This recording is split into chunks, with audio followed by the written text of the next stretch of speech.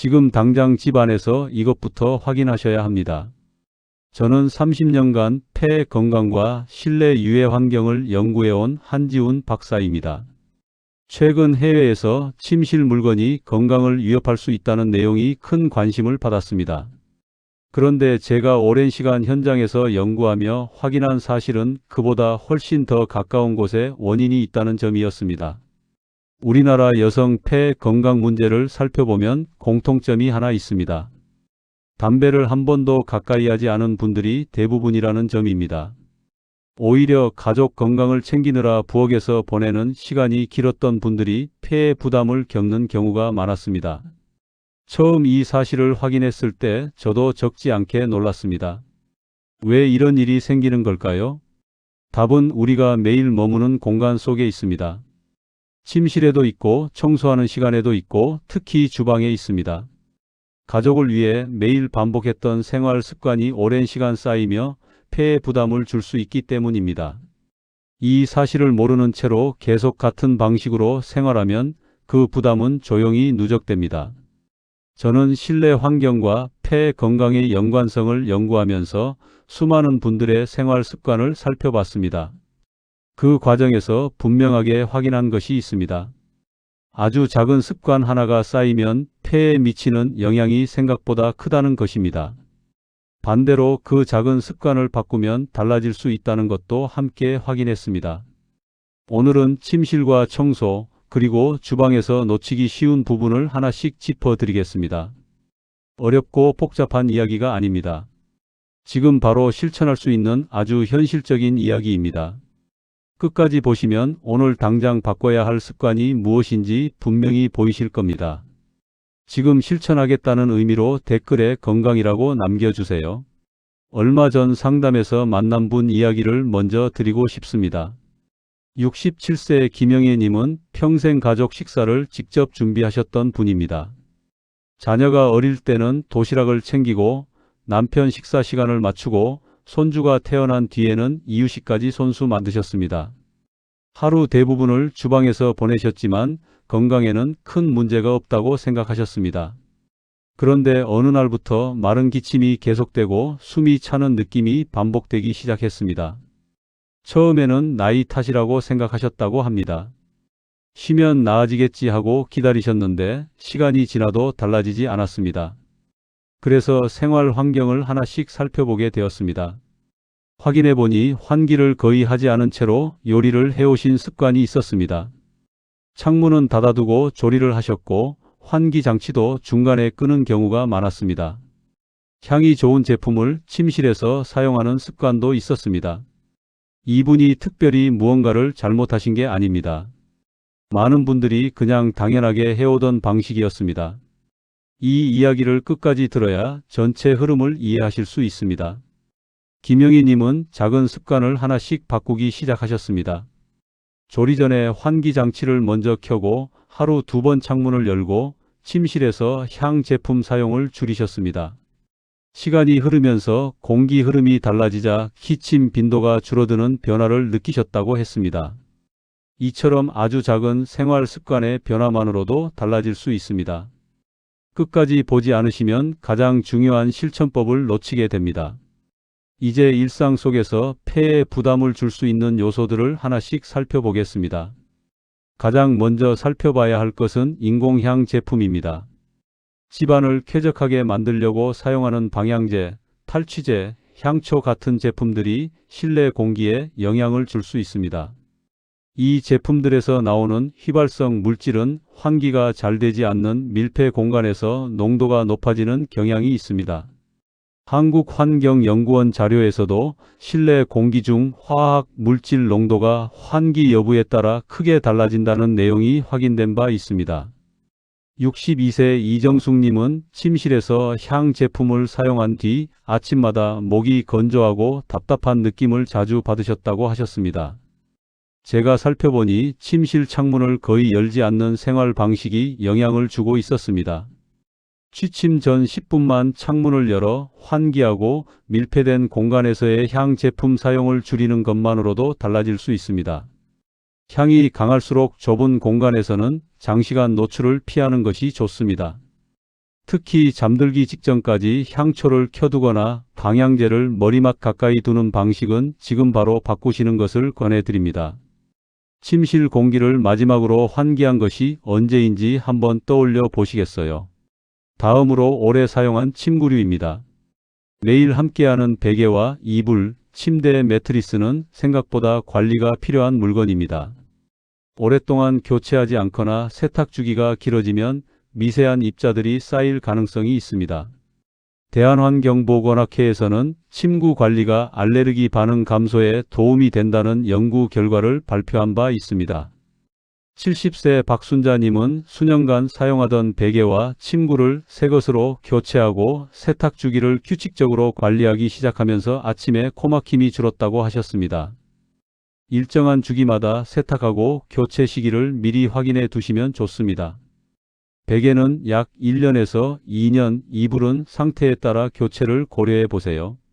특히 습기가 많은 환경에서는 관리 주기를 더 짧게 잡는 것이 도움이 됩니다.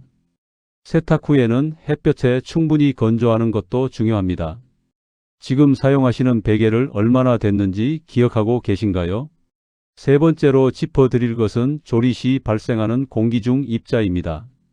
요리를 할 때 고온으로 식재료를 볶거나 튀기면 눈에 보이지 않는 미세한 입자들이 주방 공기 중으로 퍼집니다. 국제환경보건연구에서도 고온 조리 시 실내 입자 농도가 높아지는 경향이 확인된 바 있습니다. 65세 최은희 님은 오랜 기간 요리 후 주방이 답답하게 느껴지는 것을 그냥 두셨는데 조리 전부터 환기를 시작하면서 그 느낌이 많이 줄었다고 하셨습니다. 조리를 시작하기 전에 먼저 환기 장치를 켜두는 것이 핵심입니다. 연기가 올라오기 시작하면 온도를 낮추고 환기 장치 세기를 높이는 것이 좋습니다.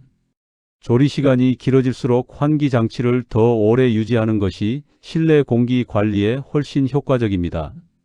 짧은 요리라도 환기 장치를 켜는 습관을 들이시면 장기적으로 큰 차이를 만들 수 있습니다.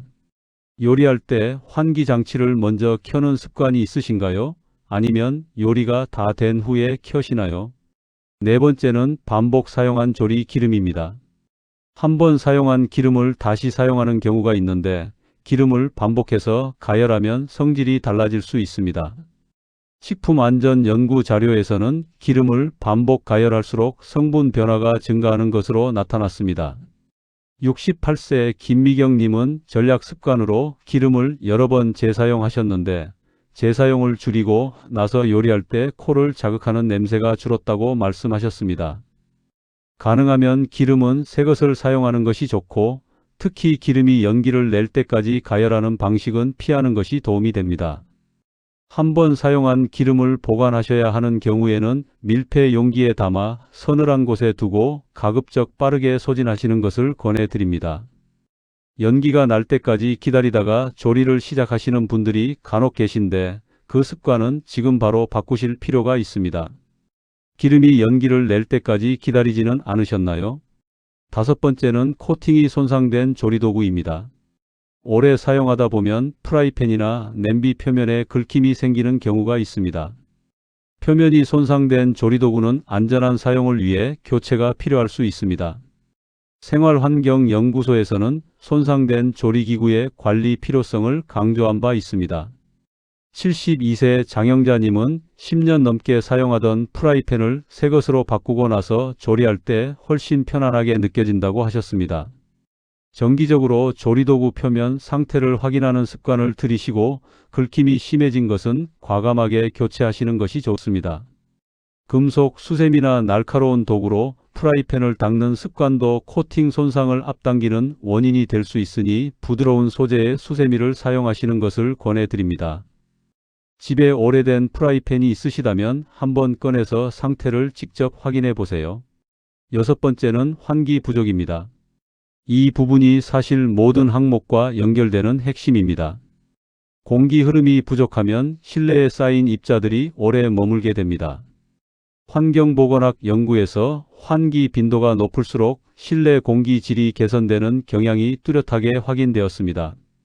66세 오경자님은 평소 창문을 거의 열지 않으셨는데 하루 2번 10분씩 환기를 시작하면서 집 안 공기가 달라진 것을 느끼셨다고 했습니다. 창문을 열어 바람이 통하는 흐름을 만드는 것이 가장 기본적이고 효과적인 방법입니다. 맞바람이 치도록 양쪽 창문을 함께 여는 방식이 공기 순환에 더욱 효과적입니다. 환기 장치 필터가 막혀 있으면 오히려 역효과가 날 수 있으니 필터 상태도 정기적으로 점검하시고 오염된 필터는 바로 교체해 주세요. 최근 집 안 공기를 바꾸기 위해 환기를 해본 기억이 있으신가요? 이처럼 생활 속 작은 습관들이 모이면 폐에 미치는 부담이 달라질 수 있습니다. 이제 보다 구체적으로 실천 방법을 정리해 보겠습니다. 조리 전 환기 장치를 먼저 사용하는 것부터 시작하겠습니다. 요리를 시작하기 전에 공기 흐름을 먼저 만들어 놓으면 조리 중 발생하는 입자들이 실내에 쌓이는 것을 줄일 수 있습니다. 불을 올리기 전에 먼저 환기 장치를 켜는 순서를 습관으로 만드시는 것이 중요합니다. 조리가 끝난 후에도 바로 끄지 않고 10분 정도 더 돌려두면 남아있는 입자를 배출하는 데 도움이 됩니다. 환기 장치 세기는 조리 강도에 따라 조절하시는 것이 좋고 튀김이나 볶음처럼 연기가 많이 발생하는 조리 방식일수록 세기를 높여 두시는 것을 권해드립니다. 환기 장치를 켜지 않은 채로 조리하는 경우와 비교하면 실내 공기 상태가 크게 달라질 수 있습니다. 요리 시작 전 환기를 먼저 하시는 습관이 이미 있으신가요? 하루 2번 창문 환기도 빠질 수 없는 실천입니다. 짧은 시간에 환기도 실내 공기 흐름을 바꾸는 데 충분히 도움이 됩니다. 아침에 일어나서 한 번, 오후에 한 번, 각각 10분 이상 창문을 열어두는 것을 목표로 해보세요. 가능하다면 집안 양쪽 창문을 함께 열어 맞바람이 치게 하면 환기 효과가 훨씬 높아집니다. 다만 미세먼지 농도가 높은 날에는 외부 공기 상태를 먼저 확인하신 후 환기 여부를 결정하시는 것이 좋습니다. 날씨에 따라 환기 방식을 조금씩 조절하면 됩니다. 하루에 몇 번 환기하고 계신지 한번 떠올려 보시겠어요? 조리 온도를 낮추는 것도 중요한 실천입니다. 온도가 높을수록 공기 중으로 퍼지는 입자의 양이 많아지는 경향이 있습니다. 센 불보다는 중간 불로 조리하는 방식이 실내 공기 관리에 유리합니다. 빠르게 익히기 위해 처음부터 강한 불을 사용하는 습관이 있다면 조금씩 줄여보는 것이 도움이 됩니다.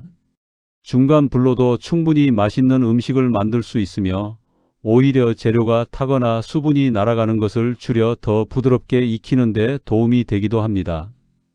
음식 맛에도 크게 차이가 없으면서 실내 환경을 보호할 수 있는 방법이니 부담 없이 시도해 보세요. 연기가 보이기 시작할 때 불 세기를 조절하고 계신가요? 조리도구 상태를 주기적으로 점검하는 것도 생활 속에서 실천할 수 있는 중요한 습관입니다. 표면 코팅 상태는 안전한 조리 환경을 위한 기준이 됩니다. 긁힘이 많거나 코팅이 벗겨진 상태라면 지금 바로 교체를 고려해 보세요. 오래 사용했다는 이유 하나만으로도 점검이 필요합니다. 새 조리도구를 고르실 때는 코팅이 두껍고 내구성이 좋은 제품을 선택하시고 사용 후에는 부드러운 수세미로 닦아 표면을 오래 유지하는 것이 중요합니다. 정기적으로 확인하는 것이 번거롭게 느껴질 수 있지만 한번 습관이 되면 어렵지 않습니다.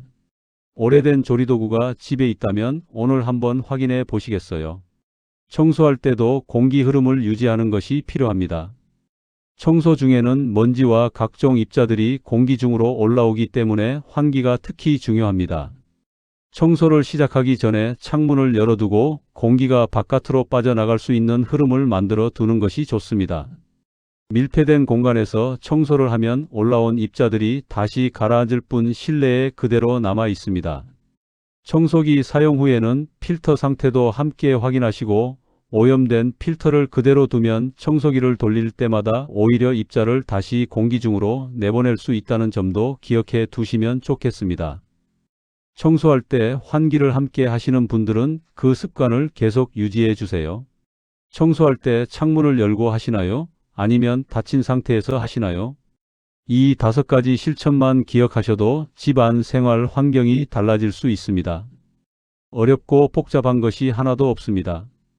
지금 당장 오늘부터 실천하실 수 있는 것들입니다. 이제 마지막으로 꼭 기억하셔야 할 내용을 정리하겠습니다. 우리는 그동안 바깥 공기가 문제라고 생각하는 경우가 많았습니다. 미세먼지 수치를 확인하고 외출할 때 마스크를 챙기는 것에는 익숙해져 있습니다.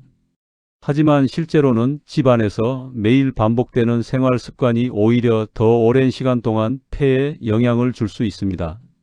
그동안 우리가 가졌던 잘못된 상식 중 하나는 좋은 향이 나면 공기가 맑은 것이라는 생각이었습니다. 향기로운 냄새가 나면 쾌적하다고 느끼게 되지만 그 향을 만들어내는 성분이 밀폐된 공간에서 오래 머물 수 있다는 점은 잘 알려져 있지 않았습니다.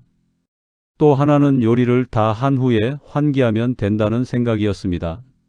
하지만 올바른 방식은 조리를 시작하기 전에 먼저 공기 흐름을 만들어 두는 것입니다. 관리하지 않으면 작은 자극들이 반복되면서 조용히 부담이 쌓일 수 있습니다. 눈에 띄는 증상이 없다고 해서 괜찮다고 안심하기 어려운 이유가 여기에 있습니다. 반면 오늘 말씀드린 것들을 하나씩 실천하시면 그 부담을 줄이는 것이 충분히 가능합니다. 오늘 당장 실천하실 한 가지를 꼽으라면 바로 이것입니다. 오늘 저녁 식사를 준비하시기 전에, 불을 올리기 전에 환기 장치를 먼저 켜세요. 아주 작은 순서의 변화입니다. 하지만 이 작은 순서 하나가 매일 반복되면 실내 공기 환경이 달라지기 시작합니다. 거창한 변화가 필요한 게 아닙니다. 오늘 딱 이 한 가지만 기억하시고 실천해 보세요. 다음 영상에서는 실내 공기 관리에 도움이 되는 생활 습관들을 더 자세히 말씀드리겠습니다. 어떤 식물이 실내 공기에 도움이 되는지, 청소 방식에 따라 공기 질이 어떻게 달라지는지도 함께 다룰 예정입니다. 오늘 이 영상이 도움이 되셨다면, 그리고 지금부터 하나씩 실천해 보시겠다면 댓글에 건강이라고 남겨주세요.